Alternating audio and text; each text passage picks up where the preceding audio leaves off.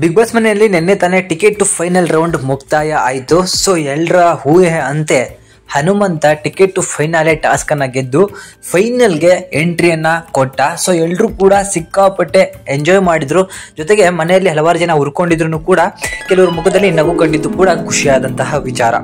ಎಲ್ಲರೂ ಕೂಡ ಎಷ್ಟೇ ಮೋಸ ಮಾಡಿದ್ರು ಹನುಮಂತ ಮಾತ್ರ ನಿಯತ್ತಿಂದ ಆಡಿ ಸೊ ಅದೃಷ್ಟ ಅವನ ಕೈ ಹಿಡಿದು ಕೇವಲ 2.5 ಸೆಕೆಂಡ್ಗಳ ಅಂತರದಲ್ಲಿ ಫೈನಲ್ಗೆ ಎಂಟ್ರಿಯನ್ನ ಕೊಟ್ಟ. ತ್ರಿವಿಕ್ರಮ್ ಜಸ್ಟ್ ಮಿಸ್ ಆಗಿ ಹೋದ್ರು.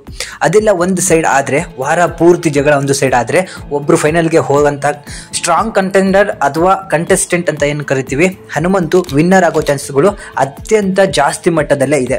ಬಟ್ ಇವತ್ತು ಸುದೀಪ್ ಅವರು ಬರ್ತಾರೆ. ವಾರದ ಕತೆ ಪ್ರೀತಿಯ ಕಿಚ್ಚ ಸುದೀಪನ ಜೊತೆ ಕಾರ್ಯಕ್ರಮವನ್ನು ನಡೆಸ್ಕೊಡ್ತಾರೆ. ಜೊತೆಗೆ ಒಬ್ಬರನ್ನ ಮನೆಗೆ ಕಳಿಸುವಂತಹ ಪ್ರೋಗ್ರಾಮ್ ಕೂಡ ಐತೆ. ಸೊ ಎಲ್ರಿಗೂ ಕೂಡ ಇವತ್ತಿನ ಒಂದು ಎಲಿಮಿನೇಷನ್ ಸಿಕ್ಕಾಪಟ್ಟೆ ಒಂದು ಕ್ಯೂರಿಯಾಸಿಟಿನ ಹುಟ್ಟಾಕಿದೆ. ಯಾಕಂತ ಹೇಳಿದ್ರೆ 100 ದಿನಗಳನ್ನು ಕಳೆದಿರುವಂತಹ ಕಂಟೆಸ್ಟೆಂಟ್ ಇವತ್ತು ಮನೆ ಬಿಟ್ಟು ಹೋಗ್ತಾರೆ. ಅವರು ಸಿಕ್ಕಾಪಟ್ಟೆ ಸ್ಟ್ರಾಂಗ್ ಕಂಟೆಸ್ಟೆಂಟ್ ಕೂಡ ಆಗಿರ್ತಾರೆ. ಸೊ ಅವರು ಬೇರೆ ಯಾರೂ ಅಲ್ಲ. ಸೊ ಎಲ್ರಿಗೂ ಇದೊಂದು ಶಾಕಿಂಗ್ ನ್ಯೂಸ್ ಅಂತಾನೆ ಹೇಳ್ಬೋದು. ಭವ್ಯ ಗೌಡ ಅವರು ಈ ವಾರ ಮನೆಯಿಂದ ಆಚೆ ಹೋಗಿದ್ದಾರೆ ಅನ್ನೋ ಒಂದು ಅಪ್ಡೇಟ್ ಕೂಡ ಸಿಕ್ಕಿದೆ. ಸುದೀಪ್ ಅವರು ಈ ವಾರದ ಎಲ್ಲಾ ಮಾತುಗಳನ್ನ ಮುಗಿಸಿಕೊಂಡು ಶೂಟಿಂಗ್ ಕೂಡ ಮುಗಿಸಿಕೊಂಡು ಹೋಗ್ಬೇಕಾದ್ರೆ ಒಬ್ಬರನ್ನ ಆಚೆ ತೆಗಿತಾರೆ. ಸೊ ಅದರಂತೆ ಭವ್ಯ ಗೌಡ ಕೂಡ ಇವತ್ತು ಮನೆಯಿಂದ ಆಚೆ ಹೋಗಿದ್ದಾರೆ. ಸೊ ಬಿಗ್ ಬಾಸ್ ಮನೆಯಲ್ಲಿ 100 ದಿನಗಳ ಕಾಲ ಭವ್ಯ ಗೌಡ ಅವರು ಎಲ್ಲೂ ಕೂಡ ಬಿಟ್ಕೊಡದೆ ಆಟವನ್ನು ಆಡಿದ್ರು. ಜೊತೆಗೆ ತ್ರಿವಿಕ್ರಮ್ ಜೊತೆಗೆ ಜಾಸ್ತಿ ಕಾಣಿಸ್ಕೊಂಡು ನಿಂತ್ರ ಹಲವಾರು ಜನಕ್ಕೆ ಅದು ಇಷ್ಟ ಕೂಡ ಆಗ್ಲಿಲ್ಲ. ಸುದೀಪ್ ಅವರು 100 ಬಾರಿ ಹೇಳಿದ್ರು, ಅದನ್ನ ಕೇಳಲಿಲ್ಲ.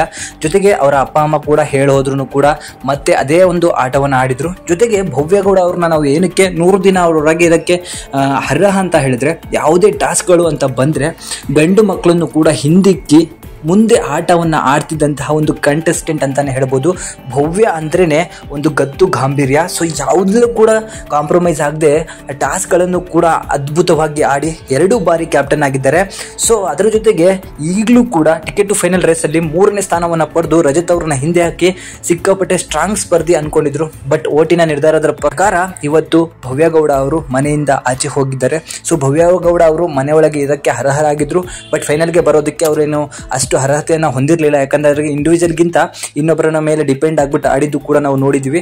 ಭವ್ಯಗೌಡ ಅವರ ಮುಂದಿನ ಜೀವನ ಸಕ್ಸಸ್ಫುಲ್ ಆಗಿರಲಿ, ಹಲವಾರು ಅವಕಾಶಗಳು ಅವರಿಗೆ ಸಿಗಲಿ ಅಂತ ಹೇಳಿ ಈ ವಿಡಿಯೋನ ಮುಗಿಸ್ತಾ ಇದ್ದೀನಿ. ಭವ್ಯಗೌಡ ಅವರ ಬಗ್ಗೆ ನಿಮ್ಮ ಅನಿಸಿಕೆನ ಕಮೆಂಟ್ ಮಾಡಿ. Thank you.